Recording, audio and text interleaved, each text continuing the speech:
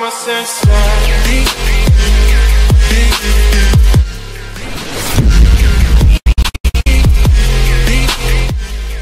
China's fating of U.S. President Donald Trump to this week speaks volumes about the class interests being served by the regime headed by the Chinese Communist Party (CCP) and its paramount leader, Xi Jinping.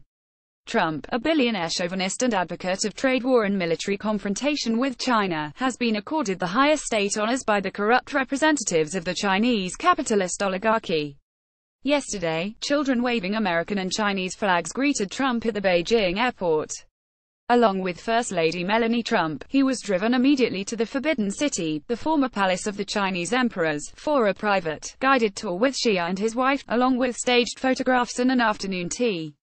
In the evening, following a banquet and a performance of Chinese opera, a child actor, swept up in the adoration of the U.S. president, exclaimed to him, "I love you today." Trump was accorded an open-air welcome ceremony in front of the Great Hall of the People in Tiananmen Square, complete with a military guard of honor, the presence of dozens of the highest-ranking CCP officials, and more children waving the stars and stripes. This official obsequiousness has been duplicated in the state-controlled media. The Global Times, which often publishes Chinese nationalist denunciations of U.S. foreign policy, wrote in its editorial today, "Trump is one of the most popular heads of state on the Chinese internet, and generally the Chinese public holds a positive attitude toward him. It wasn't until his election victory that the Chinese public realized they had been cheated by the American media. Many leading U.S. media outlets are now discredited among the Chinese public, partly because of their fake reports during the elections and subjective opposition against Trump.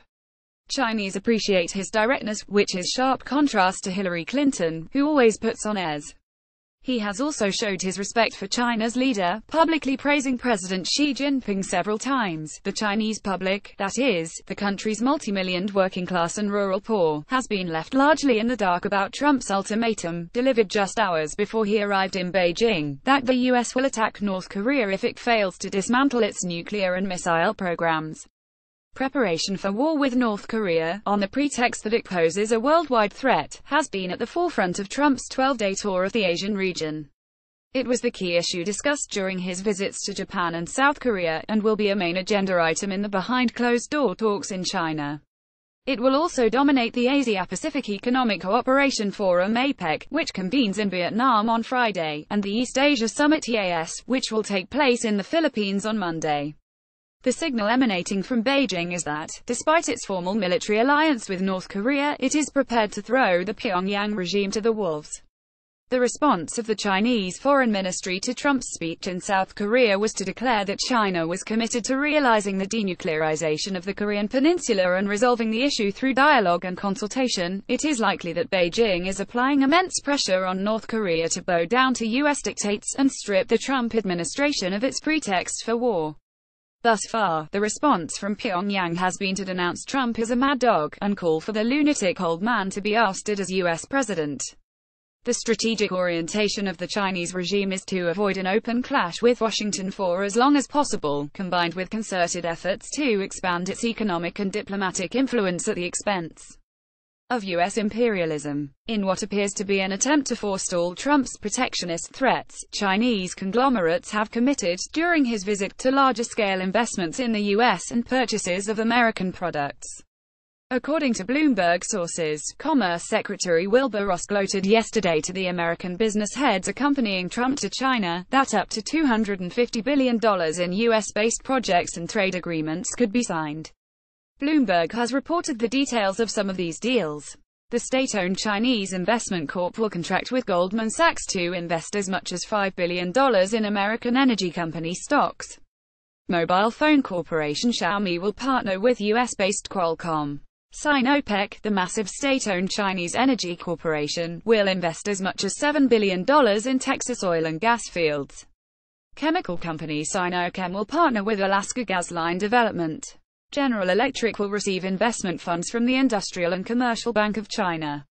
Other deals include Chinese online retailer JD.com entering into contracts to purchase up to $2 billion in U.S. beef, pork and other commodities. The U.S. Soybean Council has been granted additional exports. U.S. transnational Honeywell International has reportedly signed a service agreement with Spring Airlines, the largest Chinese budget airline, and a memorandum of understanding to process ethane with Oriental Energy. Bell Helicopter and Caterpillar are receiving additional orders from Chinese companies. The underlying conflict between the US and China over hegemony in the Asia-Pacific region will nevertheless emerge sharply at APEC and the EAS. At both summits, the Trump administration, which has repudiated the planned Trans-Pacific Partnership (TPP) trading bloc to the dismay of its allies such as Japan and Australia, is issuing threats of trade war if Asian countries do not purchase more American exports. China, in contrast, will be offering regional states expanded trade and investment opportunities through the proposed Regional Comprehensive Economic Partnership (RCEP), a rival bloc to the TPP, which excludes the United States.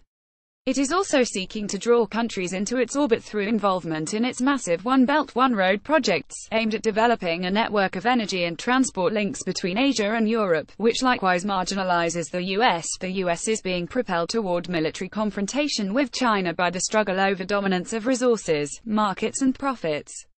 War against North Korea is viewed, in American strategic circles, as a means of both changing the balance of forces in the region, and of positioning Washington for what it views as inevitable war with China itself. Google is blocking the World Socialist website from search results. To fight this blacklisting, share this article with friends and co-workers. Facebook, Twitter, email, Reddit.